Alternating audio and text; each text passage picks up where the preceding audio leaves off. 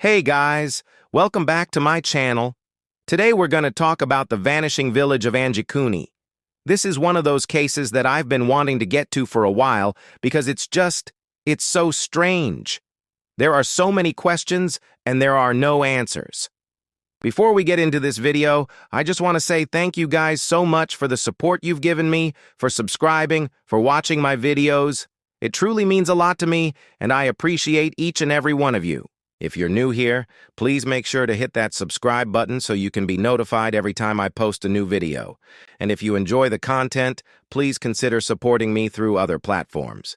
Now, without further ado, let's get right into it. So this case takes place in the northern part of Canada. It's not too far from Hudson Bay, and it happened in 1950. The story goes like this. In the beginning of the 20th century, there was a small settlement located in northern Canada called Anjikuni. It was home to about 80 Cree people who lived in around 16 houses. They were a very tight-knit community, and they made their living by hunting seals and fishing. The village itself was located near the shore of Hudson Bay, which was also a very popular place for seal hunting. During the winter of 1949, the villagers noticed that there were fewer seals than normal. And the following spring, when it was time to hunt, there were even fewer seals. This meant that the villagers wouldn't have enough to eat or be able to trade for other goods.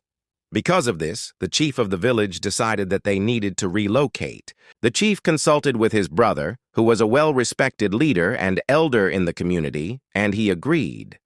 The chief then went to visit the Indian agent in Churchill, Manitoba, who was responsible for overseeing the affairs of the local First Nations people.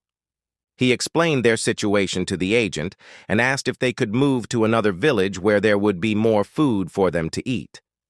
The agent agreed, and the villagers packed up their belongings and moved.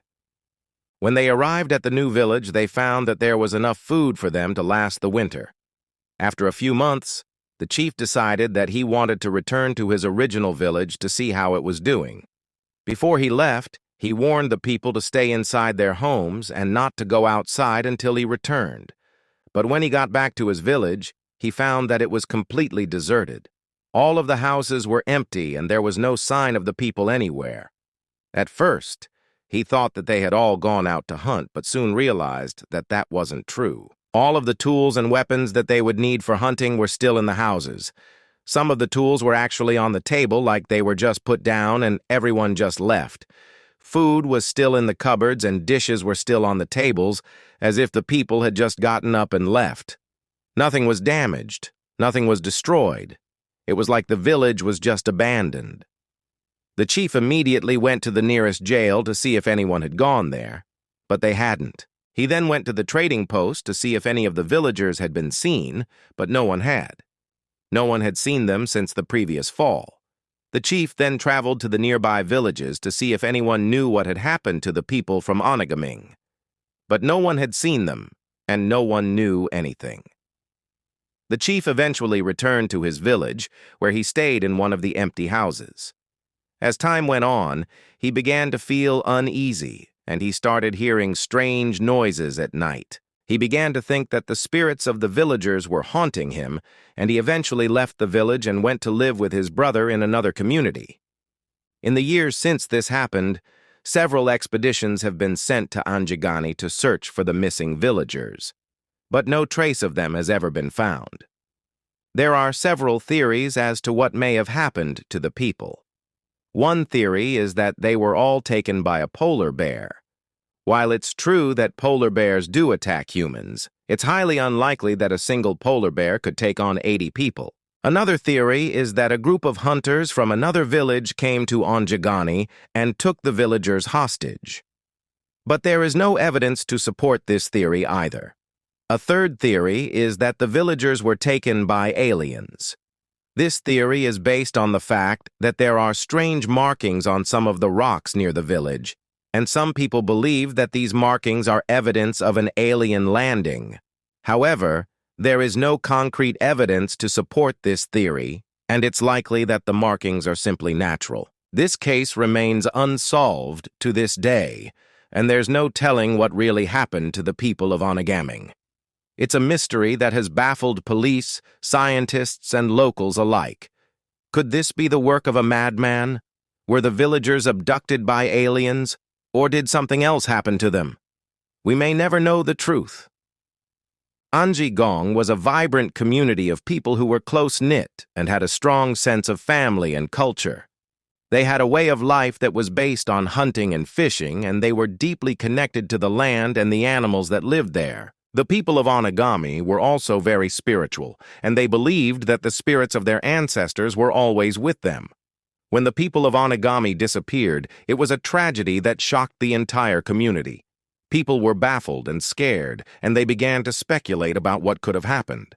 Some people believed that the villagers had been taken by a polar bear, while others believed that they had been taken by aliens. In the years since the people of Onagami disappeared, their legacy has lived on through the stories that have been passed down by the elders.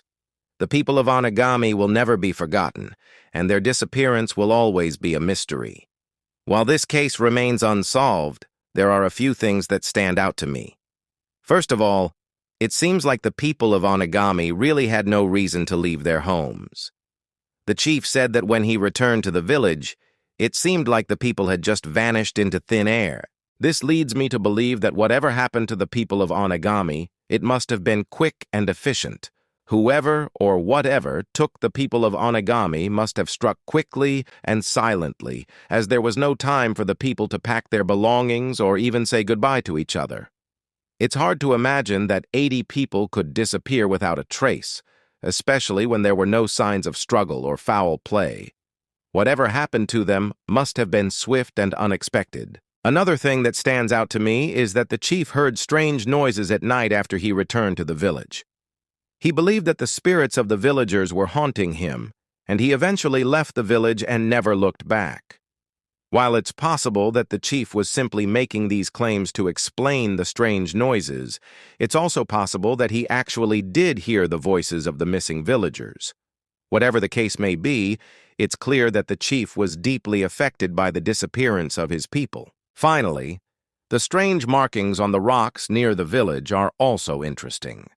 While it's likely that these markings are natural, it's also possible that they could be evidence of an alien landing.